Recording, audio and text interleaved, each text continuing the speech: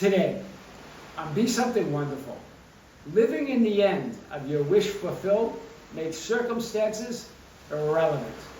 I am your host, Tom Kearin, and this is the Be Something Wonderful studio of higher consciousness, where we help you level up and become the best version of yourself.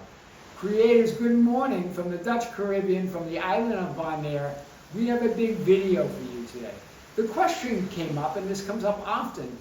I've been living in the end for some period of time, 2 months, 3 weeks, 3 years, whatever that period of time is, and I still see no movement.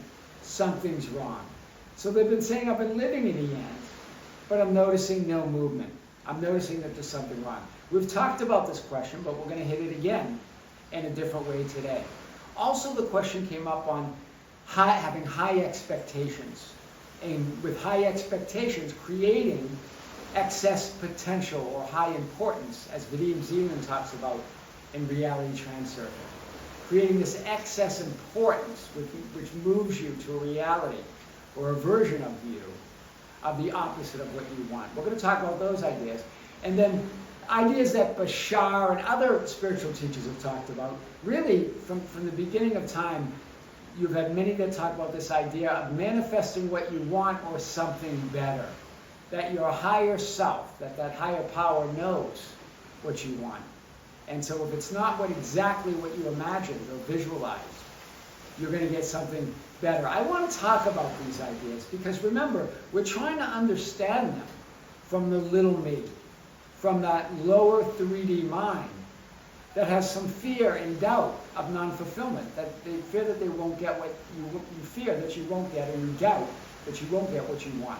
So let's talk about that. Remember, living in the end of your wish fulfilled makes all changing conditions and circumstances irrelevant. It even makes this idea of importance and high expectations or manifesting what I want or something better irrelevant.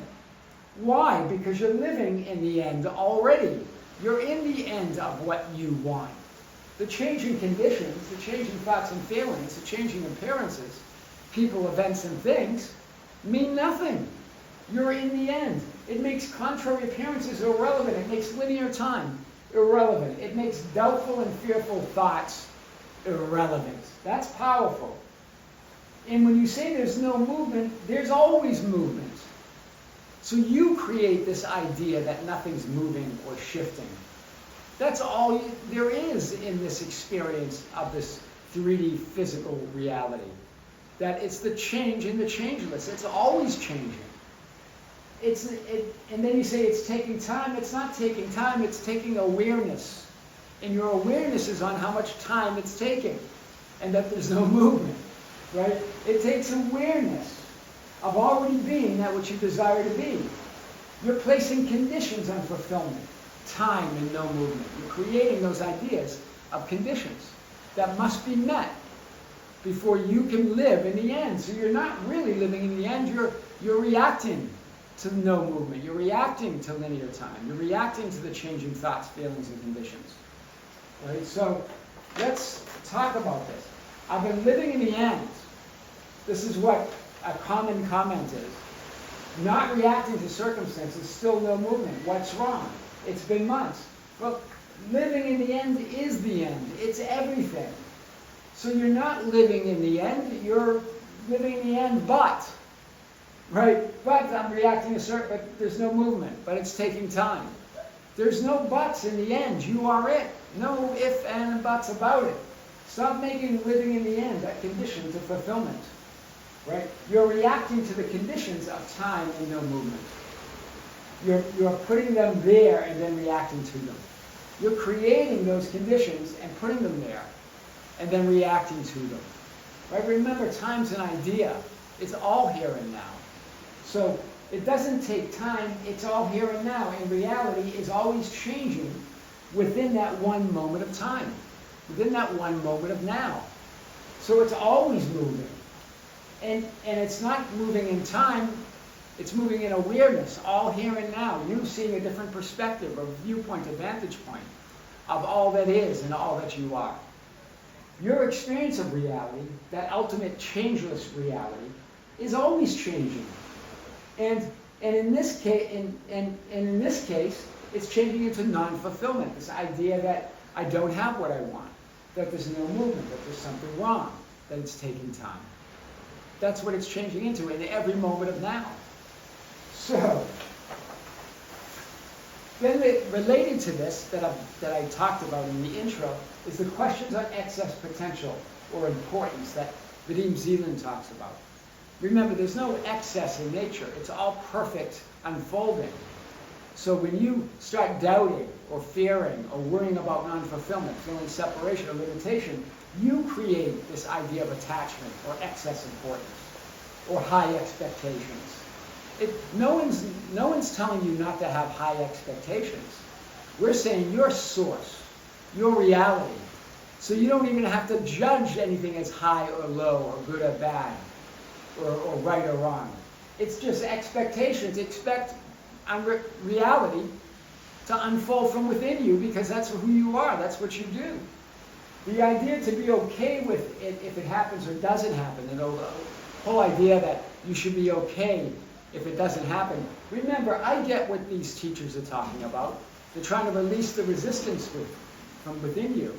But remember, it's not really about being okay whether it happens or doesn't happen. It's happening.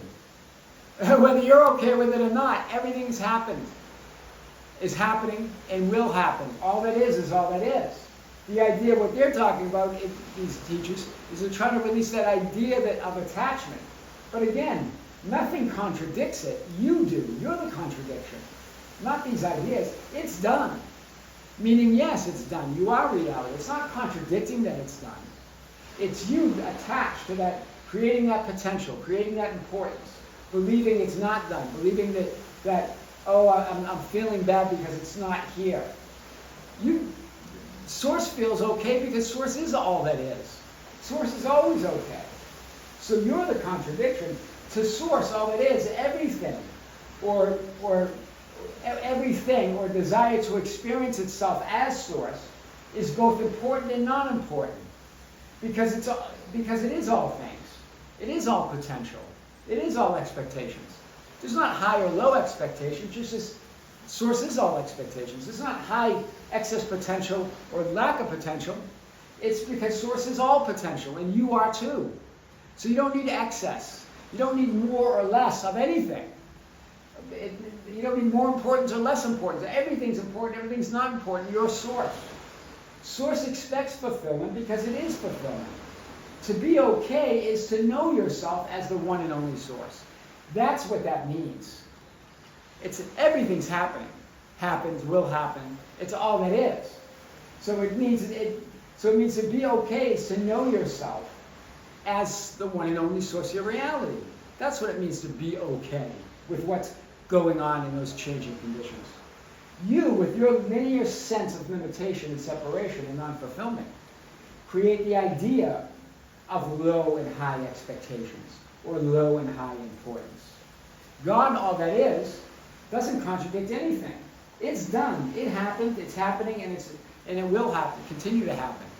All that is all that is. God doesn't need to make anything more or less important, because God is all things, and so are you. That's powerful. Related to this idea that came up as well, this idea of manifesting what you want or something better. And I know early spiritual teachers have talked about it, Bashar talks about it, others have talked about it, coaches talk about it because that's what they've been taught, so they're just sort of repeating, I get it, repeating what they believe from their 3D linear perspective. We all are, right? But remember that your higher self knows best. Well, your higher self does know best, but you're not separate from your higher self. Your higher self knows all because your higher self knows best because your higher self is all things. So your higher self's not deciding what to deny you something or to grant you something. You are. You're the only one that can deny or grant yourself something. Right? All of these ideas are concessions. And I get it. This is what these spiritual teachers are doing. And it's a good idea. They're making concessions to those limitations that you feel, the attachments that you feel, the high importance and the high expectations and the excess potential you put on reality.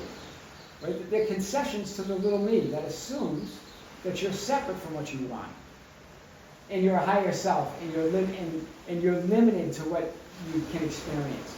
So it's that separation from your higher self and from what you want, that feeling, and that you're limited to what you can expect and experience in reality. But there are no limits. So you don't have to have high expectations. You don't have to conjure up excess importance. You're all realities anyway. So the little me reacts to saying things like, I think one of the comments was, it seems like a cop-out. I know what you're saying, but it's not a cop-out. That's you believing that's a cop-out. If I believe that I can manifest what I want or something better, it seems like a cop-out.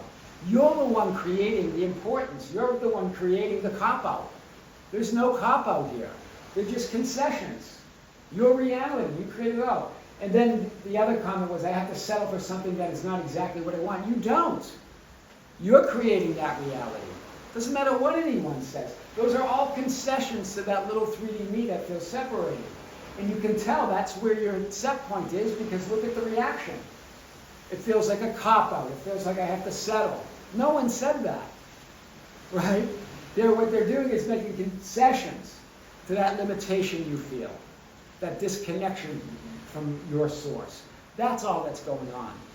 So even the idea of your visualizations or your imagination, and Bashar saying that get an approximation or something like it, you don't know the true picture. Well, it is true that your higher self has a perfect picture of all that is, because it is all that is.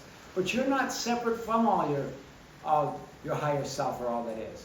So imagine what you imagine and just line up with your ideal of who you are. And everything will unfold perfectly. You are all that is. All your desires and expectations are fulfilled. You are your higher self. There's no separation. You determine your entire life experience of reality, all of it, no exceptions. That's what we mean by living in the end of wish fulfilled, make circumstances irrelevant. I am your host, Tom Kearin, and this is the Be Something Wonderful studio of higher consciousness, where we help you level up and become the best version of yourself. Creatives, thank you. Thank you for being with me. Thank you for liking and sharing and commenting on the videos. Thank you for being part of our Facebook group, the ambassadors, at facebook.com/groups/BeSomethingWonderful, for joining us on Instagram and Twitter at Tom Kearin, and for being part of our membership channel. We will be getting that announcement out of the next live stream that will be broadcast on the Be Something Wonderful membership channel. It will be our 6th live stream of the year, 15th overall. If you're a member, join us. If you're not a member, check out the link below. We're accepting questions and topics at info@BeSomethingWonderful.com. Creators with great love, with great light and infinite gratitude. This is Tom Kearin here in the studios of Be Something Wonderful in the Dutch Caribbean. Until next time, see you soon.